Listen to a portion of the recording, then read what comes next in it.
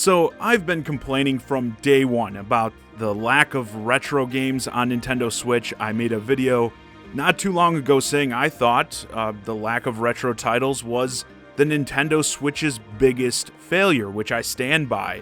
But then we more recently got the announcement of the Nintendo Switch expansion pack that would be bringing a slew of N64 as well as Sega Genesis games to the Nintendo Switch Online service. After that, I had a lot of people saying like, oh, well, you should be happy now, right? Even at face value, while I thought the starting lineups were solid, I said, I need to see how these libraries get updated, how they progress, and of course, I needed to see what that price tag for the expansion pack would be before I said anything about how great it was. And we got information about that price earlier today. It has been confirmed the Nintendo Switch expansion pack will cost you a whopping $50 per year here in the United States. That's up $30 from the standard Nintendo Online subscription, which costs $20.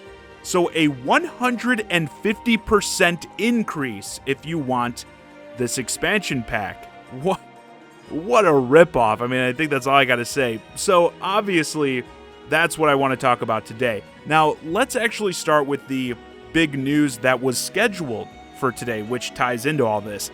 Animal Crossing had its own direct earlier today, finally giving people some long-awaited updates on the game. I thought it was hilarious as they described the initial free update section as the last free content update for the game. I was sitting there like, what? That's seriously it for free updates? You go, people have been waiting forever for any new updates, and you're like, oh, and don't forget this is the last of the free updates. To which then they went into the game's first piece of paid DLC, Happy Home Paradise, which will focus on the players designing vacation homes for characters in the game. It will cost $25 for people who want to buy it outright. Now, I'm not trying to discuss here whether or not the DLC of that is worth the price. If you're an Animal Crossing fan, you should definitely watch the full overview for yourself. But it's important to note here because that DLC will be included with a subscription to the Nintendo Online expansion pack. So of course you've got a lot of defenders pointing to that as an argument like, well, that accounts for $25 of the price increase right there, so it's fair, great value, whatever. If you are one of the dummies trying to pull that crap off, for one, not everyone owns Animal Crossing New Horizons. I know it's kind of hard to believe with the insane sales, but most Switch owners, in fact, don't own the game to begin with. So for them, this offers up absolutely no value. Zero. Even the players who have bought the game, how many of them are actively still playing it? If you're someone who bought Animal Crossing New Horizons, are you actively still playing it? And how many of those people would even want this DLC? Those questions even further diminish the number of people even benefiting from this. And that's why I think this idea of adding DLC to justify the price is totally stupid, because I assure you this is going to continue to be a thing. Like, to keep people renewing that high price sub, Nintendo will include future game DLC to justify that price. And idiots will say the same thing, like, hey, why don't they throw in the Sword and Shield DLC and, the Hyrule Warriors DLC and just make the expansion pack $100 a year? It's insane to try to justify a high price tag when much of this content most people won't even be able to access. Beyond that, the subscription, don't forget, doesn't actually give you the DLC. You're allowed access only as long as you stay subscribed. There was a blurb about it in the trailer for the DLC, so even for the people who are going to take advantage of this offer and play the DLC via this method, acting like it adds a full $25 to the value of the sub also makes no sense, because $25 buys you the DLC again outright, where you own it no matter what, where the expansion pack route, as soon as you end your subscription, you won't have access to that DLC anymore. If you end the subscription and want to keep playing the DLC, you're going to have to buy the DLC.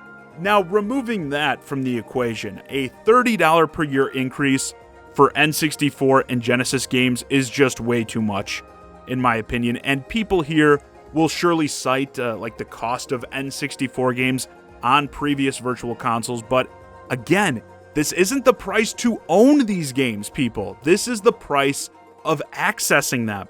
And even though I do say I like the initial lineups, I think they're strong, many people may only be interested in a handful of these games.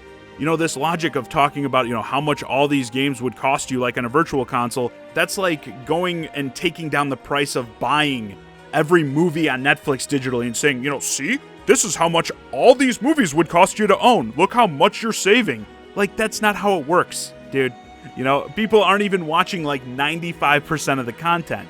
And going into the future, if we do one day get, say, GameCube games, Game Boy Advance titles, etc., you'd have to assume the price is only going to go up from here.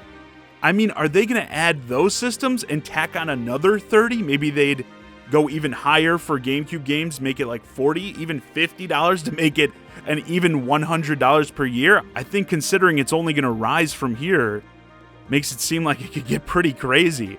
Nintendo's current online service is laughable. Like, the actual online support for Nintendo games is by far the lowest quality when you consider the competition. Acting like some SNES games are anywhere near the value of the games you get for free on PS Plus or Xbox Gold is ridiculous. I mean, those are, for one, monthly games. You're getting several free games every single month. And often there's like a modern AAA title in there. Not to mention how many more big games there are on those platforms to actually play online. I mean, that's where people play their Call of Duties, GTA Online, and that. Most of the big online titles out there aren't even on Switch to begin with. Nintendo is able to get away with the Switch Online being so lackluster because the price is so cheap. Many feel like, $20 a year, not that big of a deal. I'll just pay it to have my Mario Kart and Smash at the ready to play online whenever I want. But like I said, cranking that up by 150%, now you're going to have people really thinking about whether or not that value is worth it. And for most, I think they're going to say no. I think a lot of people are going to stick with the standard sub. Maybe if you have people to go in on a family plan with you, that can justify the price because that's $80 a year. But I know that's not the majority of people. As I discussed, this Animal Crossing thing, for literally the majority of Switch owners, you can take that right off the table. It means nothing. And what you're left with, I don't think people are going to want to pay all that money just for access to these games. I'm not saying no one will, but I think around $30 or $35 total would have been the sweet spot for the expansion pack. That also makes it feel like, when you think of the term expansion pack, you're thinking like a little extra bonus.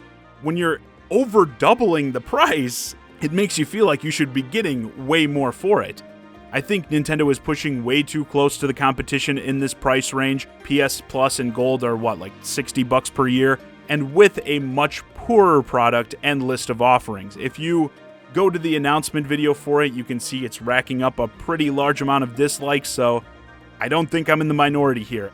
And as I also mentioned, what does this mean for the potential of any future systems being added? The price is, again, only going to go up. Are people going to want to pay $80 to as much as $100 per year for that stuff? I don't see it. And maybe that's an indication that we aren't going to get much more after this, which would also suck. Anyway, with that, this video's a wrap. Let me know what you think about the Nintendo Switch Online expansion pack pricing in the comments. Are you happy with it? Are you someone who's going to take advantage of the Animal Crossing DLC? And were you someone who was initially excited about this, but now after hearing the pricing, may not even buy it at all? As always, I'm the Shy Guy, Johnny Zakari, and thanks for watching.